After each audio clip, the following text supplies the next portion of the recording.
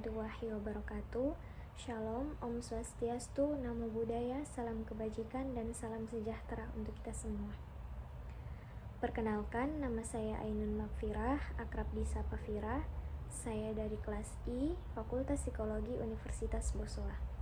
Di video kali ini saya akan melanjutkan tugas saya atau amanat yang telah diberikan kepada saya, yaitu membuat video yang di dalamnya saya akan membacakan sekaligus mengkaji materi yang akan saya bawakan, yaitu perkembangan ilmu pada zaman Yunani. Oke, langsung saja saya akan membacakan dan mengkaji sesuai pengetahuan yang saya tahu. Langsung saja, sejarah perkembangan ilmu. Poin A. Landasan ilmu pada zaman Yunani. Periode filsafat Yunani merupakan periode yang sangat penting dalam sejarah peradaban manusia, karena pada waktu ini terjadi perubahan pola pikir manusia dari mitosentris menjadi logosentris. Pola pikir mitosentris adalah pola pikir masyarakat yang sangat mengandalkan mitos, untuk menjelaskan suatu fenomena seperti gempa bumi dan pelangi. Dan secara tidak langsung, gempa bumi itu tidak dianggap fenomena alam biasa, tetapi dewa bumi yang sedang menggoyangkan kepalanya. Namun, ketika filsafat diperkenalkan, fenomena alam seperti gempa bumi tidak lagi dianggap sebagai aktivitas dewa, tetapi aktivitas alamlah yang terjadi secara kausalitas. Perubahan pola pikir tersebut kelihatannya sederhana, tetapi implikasinya tidak sederhana karena selama di alam ini ditakuti dan dijauhi, kemudian didekati bahkan dieksploitasi. Sehingga manusia yang dulunya pasif dalam menghadapi fenomena alam lebih proaktif dan kreatif, sehingga alam dijadikan objek pengkajian dan penelitian. Dan dari proses pengkajian dan penelitian itulah ilmu berkembang dari rahim filsafat yang akhirnya kita nikmati dalam bentuk teknologi. Karena itu, periode perkembangan filsafat Yunani merupakan entry point untuk memasuki peradaban baru umat manusia. Mencintai kebenaran atau pengetahuan adalah awal proses manusia menggunakan daya pikirnya sehingga dia mampu membedakan mana yang real dan mana yang ilusi. Orang Yunani awalnya sangat percaya pada dongeng dan tahayul. Tapi lama-kelamaan, terutama setelah mereka mampu membedakan mana yang real dan mana yang ilusi, mereka mampu keluar dari kungkungan mitologi dan mendapatkan dasar pengetahuan ilmiah. Dan disitulah titik awal manusia menggunakan rasio, pikiran mereka meneliti sekaligus mempertanyakan diri mereka sendiri dan alam jagat raya ini. Karena manusia selalu berhadapan dengan alam yang begitu luas dan begitu penuh misteri, timbullah dalam hati mereka ingin mengetahui rahasia alam tersebut. Lalu timbullah pertanyaan dalam pikiran mereka, dari mana datangnya alam ini, bagaimana kejadiannya, bagaimana kemajuannya, dan kemana tujuan itu tersebut. Pertanyaan semacam inilah yang menjadi pertanyaan di kalangan filosof Yunani, sehingga tidak heran kemudian mereka juga disebut dengan filosof alam karena perhatian yang begitu besar terhadap alam. Para filosof alam ini juga disebut filosof pra-Sokrates, sedangkan Sokrates dan setelahnya disebut para Sokrates yang tidak hanya mengkaji tentang alam tetapi mengkaji juga tentang manusia dan perilakunya. Kemudian filosof alam pertama yang mengkaji tentang asal-usul alam yaitu Thales. Ia digelari bapak filsafat karena dialah orang yang mula-mula berfilsafat, orang yang bermula-mula berpikir dan mempertanyakan apa sebenarnya asal-usul alam semesta ini. Pertanyaan ini sangat mendasar, terlepas apapun jawabannya, namun yang penting adalah pertanyaan itu dijawab dengan pendekatan rasional, bukan dengan pendekatan mitos atau kepercayaan yang tidak diduga-duga. Setelah Thales muncullah Anaximandros. Anaximandros mencoba menjelaskan bahwa substansi pertama itu bersifat kekal, tidak terbatas, dan meliputi segalanya. Dia tidak setuju unsur utama alam adalah salah satu dari unsur-unsur yang ada seperti air, tanah. Unsur utama alam harus yang mencakup segalanya dan di atas segalanya yang dinamakan apeiron. Berbeda dengan Thales dan Anaximandros, Heraklitos melihat alam semesta ini selalu dalam keadaan berubah-ubah. Sesuatu yang dingin telah berubah menjadi panas, dan yang panas telah menjadi dingin. Itulah berarti bahwa bila kita hendak memahami kehidupan kosmos, kita juga harus menyadari bahwa kosmos itu dinamis. Segala sesuatu yang saling bertentangan, dan pertentangan itu adalah kebenaran. Gitar akan menghasilkan bunyi kalau dawai ditegangkan antara dua ujungnya. Karena itulah dia berkesimpulan, tidak ada satupun yang benar-benar ada, semuanya menjadi.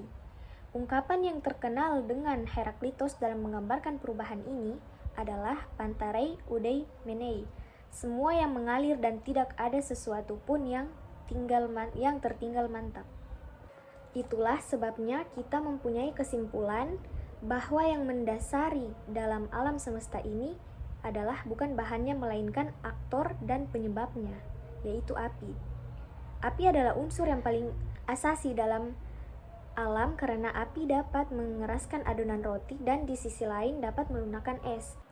Kemudian, menurut Heraklitos, realita seluruhnya bukanlah sesuatu yang lain daripada gerak dan perubahan. Sedangkan menurut Parmenides, gerak dan perubahan tidak mungkin terjadi. Menurutnya, realitas merupakan keseluruhan yang bersatu dan tidak bergerak dan tidak berubah. Dia menegaskan bahwa yang ada inilah kebenaran.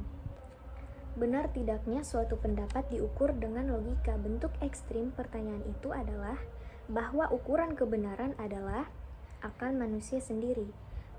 Dari pandangan ini dia mengatakan bahwa alam tidak bergerak tetapi diam, karena alam itu satu.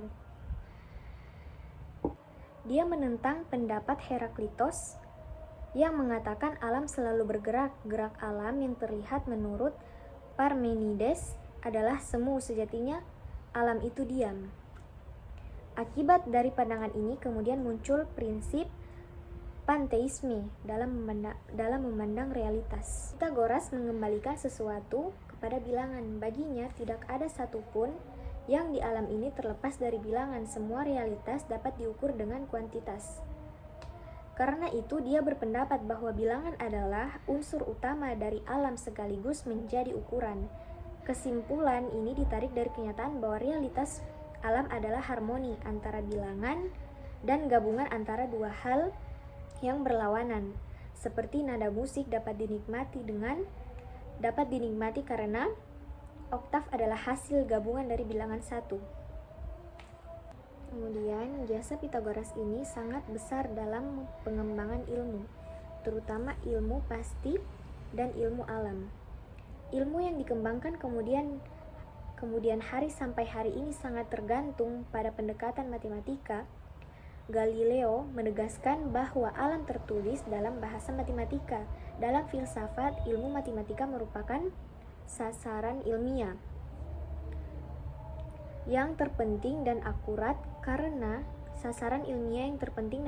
karena dengan pendekatan matematikalah ilmu dapat diukur dengan benar dan akurat.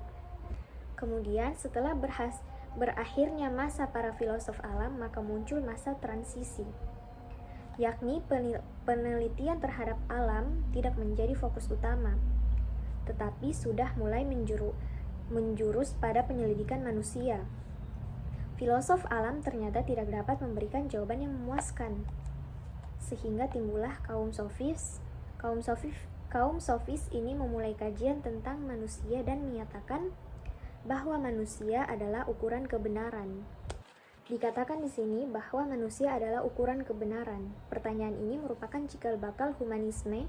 Pertanyaan yang muncul adalah apakah yang dimaksud itu manusia individu atau manusia pada umumnya. Memang dua hal itu menimbulkan konsekuensi yang berbeda, namun tidak ada jawaban. Pengaruh positif gerakan kaum sofis cukup terasa karena mereka membangkitkan semangat filsafat. Mereka mengingatkan filosof bahwa persoalan pokok dalam filsafat bukanlah alam melainkan manusia. Mereka juga membangkitkan jiwa humanisme mereka, tidak memberikan jawaban final tentang etika, agama, dan metafisika. Di sini Sokrates berpendapat bahwa ajaran dan kehidupan adalah satu dan tidak dapat dipisahkan satu dengan yang lainnya. Oleh karena itu, dasar dari segala penelitian dan pembahasan adalah pengujian diri sendiri. Bagi Sokrates, pengetahuan yang sangat berharga adalah pengetahuan tentang diri sendiri. Semboyan yang paling digemari adalah apa yang tertera pada kuil Delphi, yaitu kenalilah dirimu sendiri. Di sini Plato berhasil mensintesakan antara pandangan Heraklitos dan Parmenides.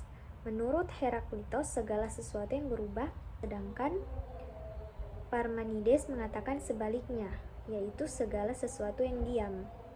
Untuk mendamaikan pandangan ini, Plato berpendapat bahwa pandangan Heraklitos benar, tetapi hanya berlaku bagi alam empiris saja.